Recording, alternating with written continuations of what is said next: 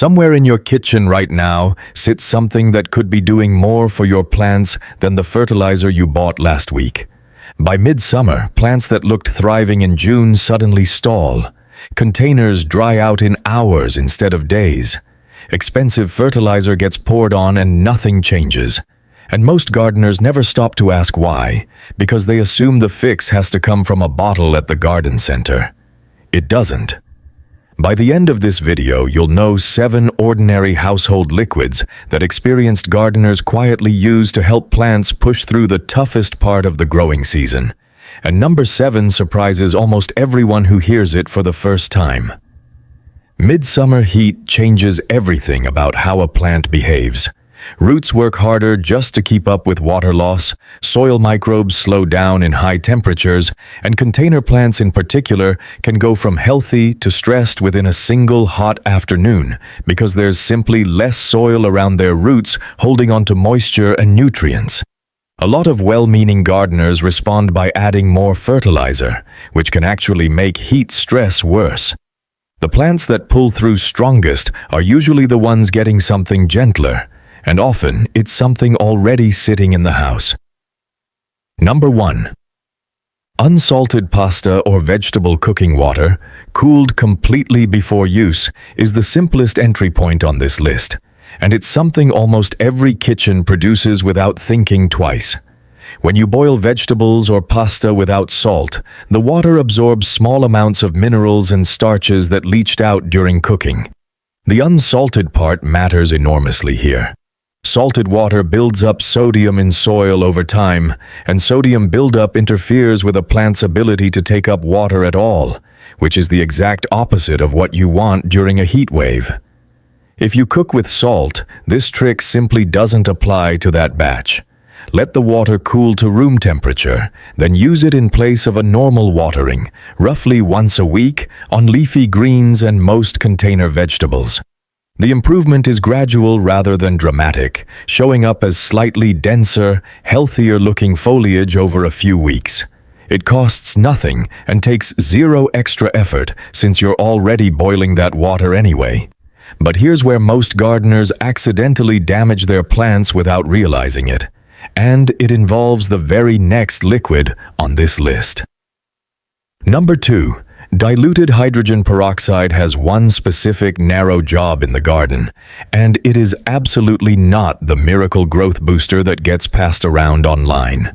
Its real value is addressing waterlogged, oxygen-starved potting mix and sanitizing tools between plants to stop the spread of disease. If a container's soil has been overwatered and smells sour or stays soggy for days without drying, mixing 1 part hydrogen peroxide with roughly 32 parts water and pouring it through the soil once can help reintroduce oxygen and support root recovery. That's it. It's a corrective, occasional treatment for a specific problem, not something to add to your regular watering routine. Use it at full strength or use it constantly, and you'll actually damage the beneficial microbes that healthy soil depends on. What surprised me most about hydrogen peroxide wasn't the growth. It was what happened to the roots when people used it too often, because instead of speeding up recovery, overuse quietly wiped out the exact microbial life the roots needed to bounce back.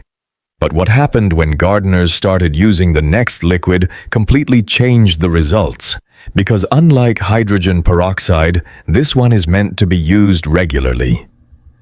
Number 3. Aquarium water, specifically from a freshwater tank during a normal water change, is genuinely one of the most underused liquids in home gardening. That slightly cloudy water carries fish waste that's already broken down into nitrogen compounds, along with trace nutrients from fish food, all in a form roots can use right away. This only applies to freshwater tanks that haven't recently been treated with medication or algicide. If your tank has been treated for illness recently, skip that batch, since those chemicals can harm both soil microbes and plant roots. Use it the same way you'd use a normal watering, timed around your regular tank maintenance so it fits naturally into your routine. It's especially effective on leafy greens and heavy feeders like tomatoes, since the nitrogen supports strong leaf development. Within a couple of weeks, most gardeners notice a visibly deeper green in the foliage compared to plants only getting tap water.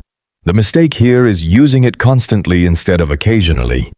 Too much nitrogen pushes a plant toward lush leaves at the expense of flowers and fruit, so treat it as a supplement, not a replacement for regular watering.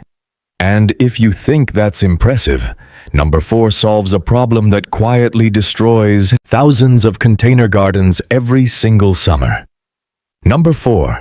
Diluted blackstrap molasses solution is the liquid most gardeners have never even considered, yet it's one of the most genuinely useful entries on this entire list.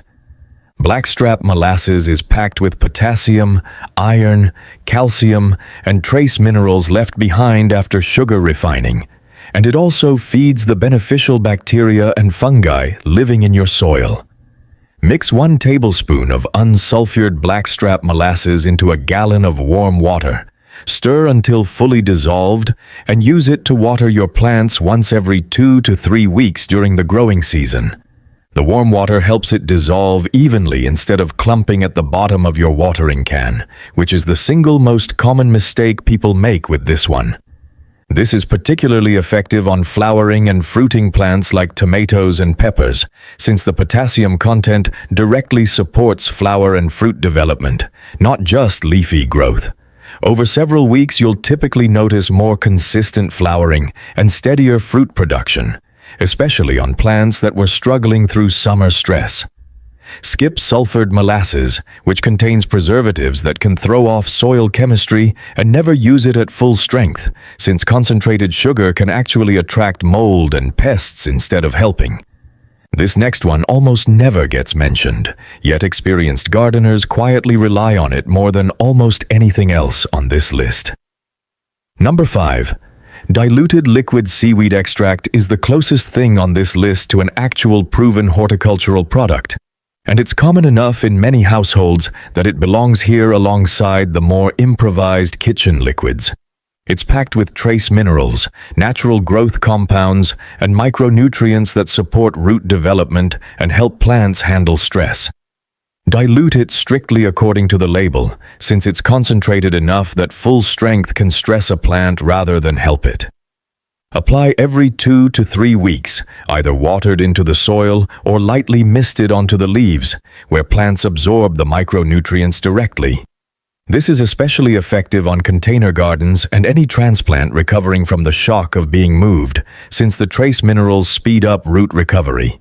Within a few weeks, you'll typically see better resilience during heat waves and faster bounce back after transplanting, compared to plants that didn't get it. The common mistake is assuming more equals faster results and ignoring the label dilution. Stick to the recommended amount and schedule. This is where expensive fertilizers often lose to something already sitting quietly in a cabinet. And the next one takes things a step further into territory almost nobody talks about. Number 6. Aloe vera solution, made from the gel inside a fresh aloe leaf diluted with water, contains natural compounds that support root development and can help seedlings and stressed plants recover more quickly. It's the same gel people use on sunburns, and it turns out plants respond to some of the same soothing, moisture-retaining properties. Slice open a fresh aloe leaf, scoop out about 2 tablespoons of the clear gel, and blend it thoroughly with a quart of water until fully mixed. Use it to water seedlings, new transplants, or heat-stressed plants once every couple of weeks, never as a constant replacement for normal watering. This is most useful during the exact moments plants are most vulnerable, right after transplanting or during a brutal heat spell, since it appears to help roots recover and re-establish faster.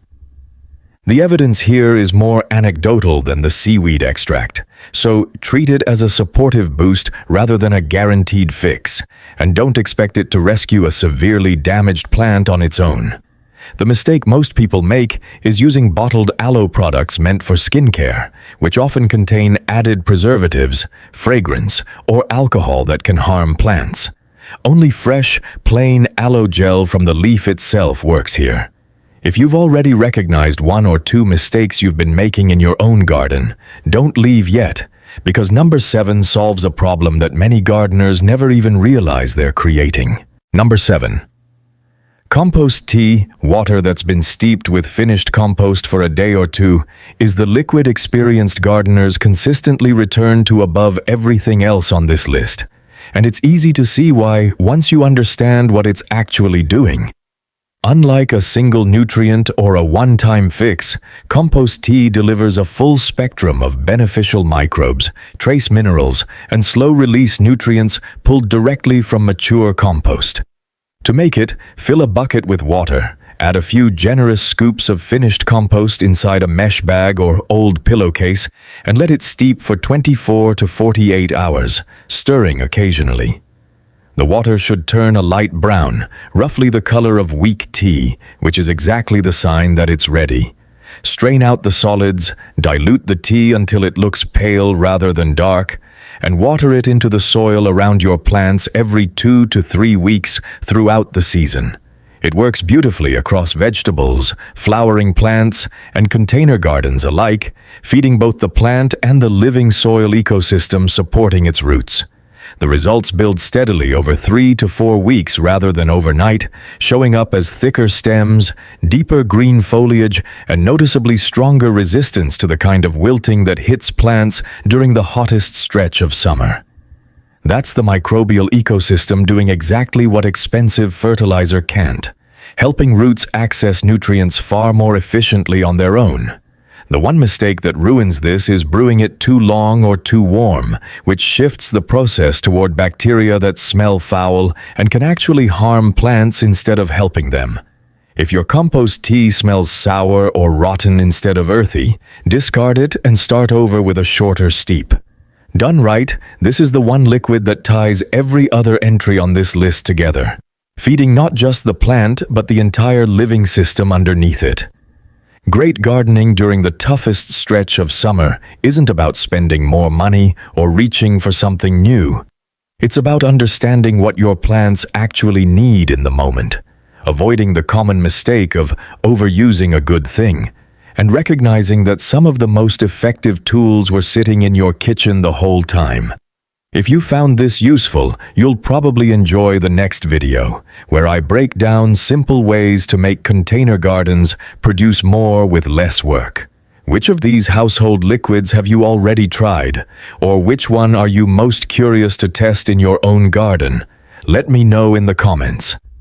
Like this video if it changed how you think about what's sitting in your kitchen, subscribe for more practical, no-nonsense gardening tips, and drop a comment before you head out to check on your plants.